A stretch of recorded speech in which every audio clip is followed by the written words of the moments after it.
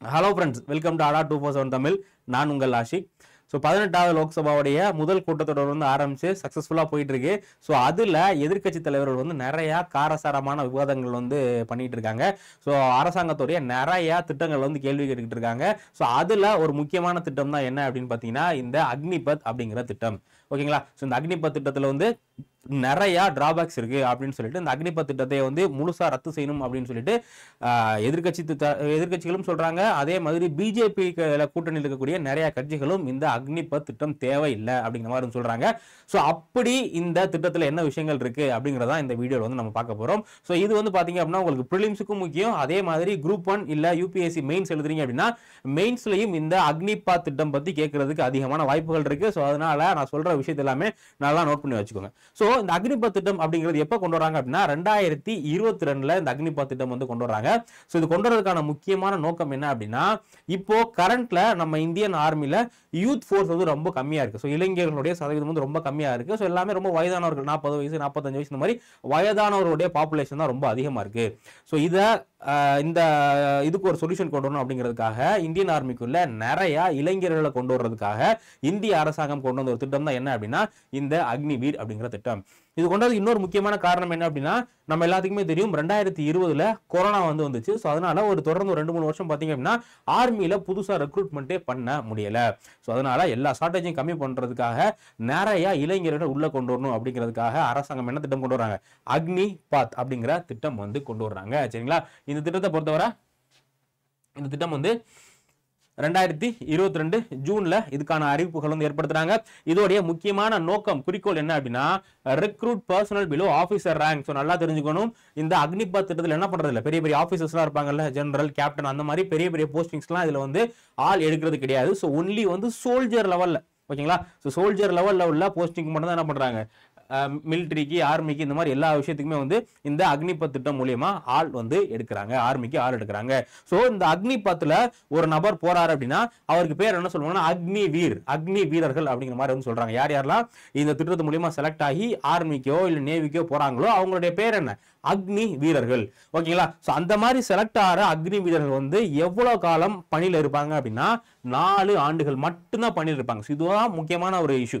So அவங்களுடைய பதவி காலம் எவ்வளவு? 4 வருஷம் மட்டும்தான் அவங்க ஆர்மியில பதவியில இருக்க முடியும்.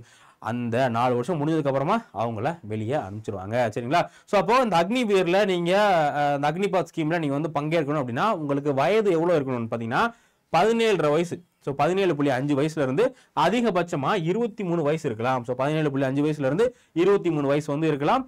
ஒரிஜினலா இந்த ஆக்ட் வந்து கொண்டு வரும்போது, இந்த திட்டம் வந்து கொண்டு வரும்போது மேக்ஸிமம் லிமிட் எவ்வளவுதான் இருந்துச்சு? 21 அப்படிங்கிற மாதிரி தான் வச்சிருந்தாங்க. ஸோ அதுக்கப்புறம் தான் என்ன பண்ணாங்க அப்படின்னா அதை 23ன்னு மாத்துறாங்க. ஸோ இதுல ஒரு 100 பேர் எடுக்கிறாங்க அப்படின்னா அந்த 100 பேர்ல 25% மக்கள், ஸோ 25% பேர் என்ன பண்ணுவாங்க அப்படின்னா of recruiter known as Agniveer can join the service on a permanent commission for an additional 15 years. ஓகேங்களா? சோ இந்த 100 பேர் எடுக்கிறாங்க, 100 பேர் வந்து அக்னிவீர் எடுக்கிறாங்க அப்படின்னா அந்த 100 பேர்ல நல்லா பெர்ஃபார்ம் பண்ற ஒரு 25 பேர் மட்டும் என்ன பண்ணுவாங்க? பெர்மனன்ட் ஆக்கிடுவாங்க. யாரெல்லாம் நல்லா பெர்ஃபார்ம் பண்றாங்களோ அவங்க என்ன பண்ணிடுவாங்க அப்படின்னா பெர்மனன்ட் ஆக்கிடுவாங்க. சோ அவங்க எத்தனை வருஷம் வந்து இருந்துக்கலாம்? இன்னும் ஒரு 15 வருஷம். ஸோ ஆல்ரெடி ஒரு 4 வருஷம் பிளஸ் 15 வருஷம். ஸோ மொத்தம் அவங்க வந்து 19 வருஷம் வந்து ஆர்மில சர்வீஸ் வந்து பண்ணிக்கலாம். ஸோ ஆர்மில நார்மல் சோல்ஜர் இருக்காங்களே அவங்கள மாதிரியே வந்து இவங்களும் ஆயிடுவாங்க. ஸோ இவங்களுக்கு எல்லா சலுகைகளுமே உண்டு, பென்ஷன் அதே மாதிரி என்ன விஷயங்கள் கொடுக்குறாங்களோ ஆர்மில எல்லாமே இவங்களுக்கும் வந்து உண்டு. ஆனா எத்தனை பேத்துக்கு மட்டும்தான்? வெறும் 25% பேத்துக்கு மட்டும்தான். ஸோ 100 பேத்துல ஒன்லி 25% மட்டும் தான் என்ன பண்ணுவாங்க? இந்த மாதிரி பெர்மனண்டா எடுத்துப்பாங்க. ஸோ மீதி எல்லாத்தையும் மீதி 75 பேர் என்ன பண்ணுவாங்க? வெளியே அனுப்பிச்சிருவாங்க. ஓகேங்களா? 4 வருஷத்தோட வெளியே அனுப்பிச்சிருவாங்க. ஸோ இதுதான் இந்த அக்னிபத் ஸ்கீமுடைய சில முக்கியமான விஷயங்கள். ஸோ அடுத்து இதுல எவ்வளவு சம்பளம்? ஏன்னா சம்பளம் இல்லாம நம்ம என்ன பண்ண மாட்டோம், எதுல வந்து ஒர்க் பண்ண மாட்டோம் இல்லையா? ஸோ அப்ப இந்த அக்னிபத் ஸ்கீம்ல ஒருத்தவங்க செலக்ட் ஆறாங்க அப்படின்னா அவங்களுக்கு மாசம் எவ்வளவு சம்பளம் கொடுப்பாங்க? 30,000 இருந்து 40,000 வரை. ஓகேங்களா? எவ்வளவு சம்பளம் கொடுப்பாங்க? 30,000 இருந்து 40,000 கூட கொடுப்பாங்க. பிளஸ் இது இல்லாம சில அலோன்சஸ் எல்லாம் கிடைக்கும். ஸோ அவங்க எந்த இடத்துல போடுறாங்களோ அது பேஸ் பண்ணி சில அலோன்சஸ் வந்து கிடைக்கும். ஸோ ஆவரேஜா பாத்தீங்க அப்படின்னா 30,000 இருந்து 40,000 சம்பளம் வந்து கிடைக்குது. ஸோ அதுக்கப்புறமா இவங்களுக்குன்னு சேவா நிதி, ஸோ இப்போ நார்மலா பிஎஃப் இந்த மாதிரிலாம் இருக்குல்ல, அதே மாதிரி இந்த அக்னிவீர்ல சேர்றவங்களுக்காக ஒரு அக்கௌண்ட் வந்து திறக்கிறாங்க. அதுக்கு பேர் என்ன அப்படின்னா சேவா நிதி. ஓகேங்களா? சேவா நிதி அப்படிங்கிற ஒரு அக்கௌண்ட் திறக்கிறாங்க. ஸோ அந்த அக்கௌண்ட்ல என்ன பண்ணுவாங்க அப்படின்னா இவங்களுடைய மாச சம்பளத்துல இருந்து மாச சம்பளத்துல இருந்து கிட்டத்தட்ட 30%. இப்போ உங்களுக்கு 30,000 சம்பளம் அப்படின்னா 9,000 ரூபாயை தூக்கி என்ன பண்ணுவாங்க, இந்த அக்கௌண்ட்ல வந்து போட்டுருவாங்க. இந்த சேவா நிதி அப்படிங்கிற அக்கௌண்ட்ல வந்து போட்டுருவாங்க. இந்த அக்கௌண்ட்ல அரசாங்கமும் என்ன பண்ணும், இவங்க 9,000 இவங்க கான்ட்ரிபியூட் பண்றாங்க அப்படின்னா அரசாங்கமும் ஈக்குவல் அமௌண்ட் வந்து கான்ட்ரிபியூட் பண்ணும். அரசாங்கமும் வந்து 9,000 வந்து கான்ட்ரிபியூட் பண்ணும். அதே மாதிரி 4 வருஷம் முடிவுல மொத்தமா இந்த சேவா நிதியில் எவ்வளவு அமௌண்ட் வந்து ஒருத்தருக்கும் தனியாக அந்த அக்கௌண்ட் வந்து இருக்கும். ஓகேங்களா? ஸோ ஒவ்வொரு அக்கௌண்ட்ல எவ்வளோ அமௌண்ட் இருக்கோ அதுக்கு வட்டியும் போட்டு ஸோ மொத்தமா அந்த 4 வருஷம் முடிஞ்சு போகும்போது பல்கா கிட்டத்தட்ட ஒரு 10 லட்ச ரூபா வந்து கொடுப்பாங்க. ஓகேங்களா? ஸோ முடிச்சு போகும்போது அப்ராக்சிமேட் எவ்வளோ கிடைக்கும் அப்படின்னா ஒரு 11.7 lakh. ஸோ இன்ட்ரெஸ்ட், அரசாங்கத்துடைய கான்ட்ரிபியூஷன் இதெல்லாம் சேர்த்து 4 வருஷம் முடிஞ்சு போகும்போது என்ன கிடைக்கும், ஒரு 11 லட்ச ரூபா வந்து கிடைக்கும். ஸோ இதுதான் வந்து உங்களுடைய பெனிஃபிட். ஸோ முதல்ல என்ன கிடைக்குது, சம்பளம் கிடைக்குது. அது இல்லாமல் அந்த 4 வருஷம் முடிஞ்சு போகும்போது இந்த சேவா நிதி அப்படிங்கிற இந்த ஃபண்டு மூலியமா ஒரு 11.71 லட்சம் வந்து கிடைக்கிறது. ஓகேங்களா? ஸோ இப்போ ஆர்மி அப்படின்னால என்ன, ரொம்ப ஒரு டிஃபிகல்ட்டான விஷயம். ஸோ அதுல உயிர் பலிகள் ஏற்படலாம், இல்ல கைகால் இழப்பு, இந்த மாதிரி எந்த விஷயங்கள் வேணாலும் ஏற்படலாம். அப்போ இந்த அக்னி வீரர்களுக்கு இந்த மாதிரியான விஷயங்கள் ஏற்பட்டுச்சு அப்படின்னா அதுக்கும் அரசாங்கம் என்ன பண்றாங்க, தனியா இழப்பீடு கொடுக்குறாங்க. ஸோ என்ன இழப்பீடு அப்படின்னு பாத்தீங்கன்னா, அவங்க இறந்து போயிட்டாலோ இல்ல அவங்களுடைய உடல் ஊனமுற்றாலோ இல்ல கை கால் இந்த மாதிரி ஏதோ ஒரு உறுப்புகள் வந்து பாதிக்கப்பட்டாலோ அரசாங்கம் என்ன பண்றாங்க அப்படின்னா அவங்களுடைய குடும்பம், சப்போஸ் இறந்து போயிட்டாங்க அப்படின்னா அவங்க குடும்பத்துக்கு 1 கோடி ரூபாய் கொடுக்கப்படும். அக்னி வீரர் இருக்கார் ஒருத்தவர், அவரு அந்த ட்ரைனிங் பீரியட்ல இறந்து போயிடுறாரு அப்படிங்கிற பட்சத்துல அவருக்கு எவ்வளவு கொடுப்பாங்க, அவருடைய குடும்பத்துக்கு 1 கோடி ரூபாய் வந்து அரசாங்கம் கொடுப்பாங்க. ஸோ 1 கோடி ரூபாய், அதுக்கப்புறம் அவருடைய இந்த சேவா நிதி, அவருடைய இந்த வைப்பு தொகையில எவ்வளவு அமௌண்ட் இருக்கோ அதையும் எடுத்து அவங்களுடைய குடும்பத்துக்கு வந்து கொடுத்துருவாங்க.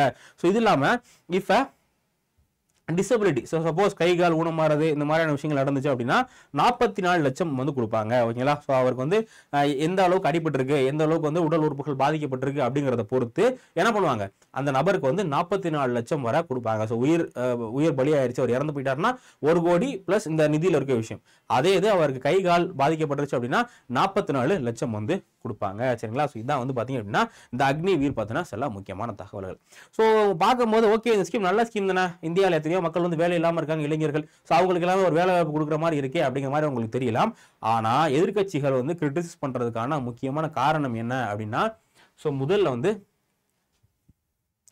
என்ன அப்படின்னா இந்த திட்டத்துல என்ன இஷ்யூன்னு பார்த்தீங்கன்னா ஜாப்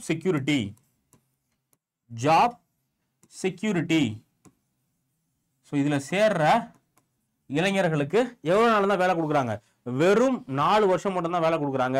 ஸோ அப்போ அந்த 4 வருஷத்துக்கு அப்புறம் அந்த யூத் என்ன பண்ணுவார், அவருக்கு என்ன பண்றது அப்படிங்கிறதே தெரியாது. இதே தவிர இந்த 17 வயசுல இருந்து 23 வயசு தான் என்ன நம்ம காலேஜஸ் படிக்கிற காலேஜ், அதுக்கப்புறம் நிறைய ஸ்கில் வந்து கத்துக்கிற காலம் எவ்வளோ, இந்த காலம் தான். ஸோ 23 அப்புறம் 23 வயசுக்கு அப்புறம் நிறைய ரெஸ்பான்சிபிலிட்டி வந்துரும். ஸோ அதுக்கப்புறம் என்ன பண்ண முடியாது, அவங்களுக்கு படிக்கிறதுக்கு வாய்ப்புகள் கிடையாது. ஸோ அப்ப இந்த ஒரு 4 வருஷத்தை என்ன பண்றாங்க, முக்கியமான 4 வருஷத்தை வந்து அரசாங்கத்துக்காக கொடுக்குறாங்க, நாட்டுக்காக அர்ப்பணிக்கிறாங்க. ஆனா அவங்களுக்கு திரும்ப கிடைக்கிறது என்ன, வேலை வாய்ப்பின்மை. அந்த 4 வருஷத்துக்கு அப்புறமா அவங்களுடைய வாழ்க்கை வந்து கேள்விக்குறிதான். அப்போ இது வந்து ரொம்ப முக்கியமான விஷயம். ஸோ 4 வருஷம் மட்டும் தான் அவங்க யூஸ் பண்றாங்க, யூஸ் பண்ணிட்டு நார்மலா அந்த கான்ட்ராக்ட் ஜாப் மாதிரி வந்து தூக்கி போட்டுறாங்க. அப்போ இது ஒரு விஷயம். ஸோ இதனால இந்த திட்டத்தை வந்து தூக்கணும் அப்படிங்கிற மாதிரி பேசிக்கிறாங்க. ஸோ அதுக்கடுத்து பாத்தீங்க அப்படின்னா இவங்களுடைய அந்த ட்ரைனிங் பீரியட். ஸோ இதுல வந்து ட்ரைனிங் பீரியட்னு பொறுத்தவரை ஒன்லி 6 மந்த் தான். ஸோ ட்ரைனிங் எவ்வளவு நாள் தான் கொடுப்பாங்க, ஸோ ட்ரைனிங் அப்படிங்கிறது வெறும் 6 மாசம் தான். ஓகேங்களா? ஸோ நார்மலா ஆர்மியில சோல்ஜர் அந்த மாதிரி பெரிய பெரிய ஆஃபீஸர் ரேங்கிங்லாம் எடுக்கிறாங்கல்ல, அவங்களுக்கு எல்லாமே ட்ரைனிங் வந்து ரொம்ப லாங் பீரியட், ஒரு 2 வருஷம் 3 வருஷம் அந்த மாதிரி வந்து ட்ரைனிங் இருக்கும். ஆனா இந்த அக்னி பாத் ஸ்கீம் மூலியமா எடுக்கிற நபர்களுக்கு வந்து வெறும் 6 மாசம் மட்டும்தான் வந்து ட்ரைனிங் கொடுக்குறாங்க. ஸோ 6 மாசத்துக்கு அப்புறம் அவங்க வந்து நார்மல் சோல்ஜர்ஸ் மாதிரி பணியிடம் அவங்களுக்கு வந்து வேலை கொடுத்துருவாங்க. சரிங்களா? அப்போ இந்த 6 மாசத்துல வந்து மிலிட்ரியில் இருக்க எல்லா விஷயத்தையும் தெரிஞ்சுக்க முடியுமா, மிலிட்ரியோடைய எல்லா கன்னு எல்லா எக்யூப்மெண்ட்ஸ் எல்லாத்தையுமே வந்து பயன்படுத்த உங்களால கத்துக்க முடியுமானா கத்துக்க முடியாது. ஸோ அப்போ அதனால நாட்டோடைய பாதுகாப்புக்கு வந்து அச்சுறுத்தல் இருக்கு அப்படிங்கிற மாதிரி வந்து சொல்றாங்க. சரிங்களா? ஸோ அதுக்கடுத்து 3வது என்ன இஷ்யூ அப்படின்னா, இப்போ நார்மலா ஒரு நபர் வந்து மிலிட்ரியில இருக்காரு அப்படின்னா அவருக்கு என்ன கிடைக்கும், ஸோ மிலிட்ரியில இருந்து வரும்போது அவருக்கு பென்ஷனு, அதே மாதிரி அவருக்கு வந்து நிறைய சலுகைகள் வந்து கொடுப்பாங்க. அதுக்கப்புறமா நீங்க கவர்மெண்ட் ஜாப்ல போய் எழுதுறீங்க அப்படின்னா உங்களுக்கு தனி கோட்டை, இந்த மாதிரி நிறைய விஷயங்கள் வந்து கொடுக்குறாங்கல்ல. அந்த விஷயம் எதுவுமே யாருக்கு கிடைக்காது. இந்த அக்னி பத் ஸ்கீம்ல யாரெல்லாம் போயிட்டு திரும்ப வர்றாங்களோ, 4 வருஷம் முடிச்சுட்டு திரும்ப வர்றாங்களோ அவங்களுக்கு எதுவுமே கிடைக்காது. பென்ஷன் கிடைக்காது, அதே மாதிரி பிளஸ் பெனிஃபிட்ஸ். ஸோ நார்மல் சோல்ஜர்ஸ்க்கு வந்து ரிட்டர்ன் ஆனதுக்கப்புறம் என்ன பெனிஃபிட் கிடைக்குமோ அந்த எந்த பெனிஃபிட்டும் வந்து இவங்களுக்கு கிடைக்காது. அப்போ 4 வருஷம் பணியாற்றணும் வந்து வேஸ்ட் மாதிரி ஆயிடுது இல்லையா? அதுக்கப்புறம் இன்னொரு முக்கியமான விஷயம் என்ன அப்படின்னா, ஸோ இவங்களுக்கு வந்து மொத்தம் 25% பேர் தான் என்ன பண்றாங்க, 25% பேர் தான் வந்து பெர்மனன்ட் ஆக்குறாங்களா. 25% பேர் தான் பெர்மனன்ட் ஆக்குறதுனால அந்த அக்னி வீரர்களுக்குள்ளேயே நிறைய போட்டிகள் பொறாமைகள் வர்றதுக்கு அதிகமான வாய்ப்புகள் இருக்கு. ஏன்னா ஆர்மி அப்படிங்கிறது என்ன ஒரு டிசிப்ளினா எல்லாருமே வந்து ஒரு ஒண்ணு கூடி வேலை பார்த்தா தான் ஒரு விஷயத்தை வந்து ஒரு மிஷன் வந்து நம்ம அச்சீவ் பண்ண முடியும். ஆனா இதுல பாத்தீங்கன்னா 25% மட்டும் தான் எடுக்கிறாங்க, மீதி 75 பேர் என்ன பண்றாங்க வீட்டுக்கு அனுப்பிச்சுறாங்க இல்லையா. அப்போ அந்த 100 பேர் இருக்காங்கன்னா அவங்களுக்குள்ள என்ன பண்ணும், காம்படிஷன் வந்து ஏற்படும். ஸோ யாரு அவங்க நான் வரலாமா, இவங்க நான் வரலாமா அப்படிங்கிற மாதிரி நிறைய அவங்களுக்குள்ளேயே வந்து நிறைய பாலிடிக்ஸ் இதெல்லாம் ஏற்பட்டு இந்தியாவுடைய ராணுவத்துடைய பாதுகாப்புக்கு அச்சுறுத்துறதுக்கு நிறைய வாய்ப்புகள் இருக்கு. ஸோ அடுத்து கடைசியா உள்ள ஒரு கன்சர்ன் என்ன அப்படின்னு பாத்தீங்கன்னா, ஸோ இவங்க வந்து 4 வருஷத்துக்கு அப்புறம் வந்து வெளியே வந்துடுறாங்க. ஸோ வெளியே வந்ததுக்கு அப்புறம் உங்களுக்கு வேலை வாய்ப்புகள் எதுவும் கிடைக்கல. ஸோ அந்த வாய்ப்பை பயன்படுத்திக்கிட்டு, ஸோ வேலை வாய்ப்பு கிடைக்கலன்னா அவங்க வந்து அன்எம்ப்ளாய்டாக தான் இருப்பாங்க. ஸோ வேலை இல்லாமல் வெட்டியாக தான் இருப்பாங்க. ஸோ அந்த வாய்ப்பை வந்து என்ன பண்ணுவாங்க அப்படின்னா, இந்தியாவுடைய தீவிரவாத அமைப்புகள் மற்றும் பயங்கரவாத அமைப்புகள் வந்து பயன்படுத்தி இவங்களை என்ன பண்ணுறதுக்கு வாய்ப்பு இருக்குது. இவங்களை வந்து நக்சல் மாதிரியான ஆர்கனைசேஷன், அதே மாதிரி இந்த டெரர் ஆர்கனைசேஷன் எல்லாமே வந்து இவங்கள ரெக்ரூட் பண்ணி அவங்களுக்கு கீழே வேலை பார்க்க வைக்கிறதுக்கு அதிகமான வாய்ப்புகள் வந்து இருக்கிறது. ஸோ இது எல்லாமே பார்த்தீங்க அப்படின்னா இந்த அக்னிவீர் ஸ்கீமில் இருக்கக்கூடிய சில முக்கியமான குறைபாடுகள். ஸோ இந்த விஷயம்னால தான் என்ன பண்ணுறாங்க அப்படின்னா, எதிர்க்கட்சிகள் எல்லாமே இந்த ஸ்கீம் வந்து இந்தியாவுக்கு தேவை கிடையாது. ஓகேங்களா. இதனால இளைஞருடைய வாழ்க்கையும் பாதிக்கப்படுது, அதே மாதிரி நாட்டோடைய செக்யூரிட்டி அச்சுறுத்தலா இருக்கு அப்படின்னு சொல்லிட்டு இந்த எதிர்க்கட்சிகள் எல்லாமே வந்து இந்த ஸ்கீமை கிழிச்சு போடுங்க, இந்த ஸ்கீம் வந்து வேணாம் அப்படிங்கிற மாதிரி வந்து சொல்லிட்டு இருக்காங்க. ஸோ இந்த ஸ்கீமை பற்றி நீங்கள் என்ன நினைக்கிறீங்க, இது வச்சுக்கலாமா வேணாமா அப்படிங்கிறத கமெண்ட் செக்ஷனில் கமெண்ட் பண்ணுங்க. ஸோ நாளைக்கு நம்ம இன்னொரு வீடியோட மீட் பண்ணலாம். Thank you guys.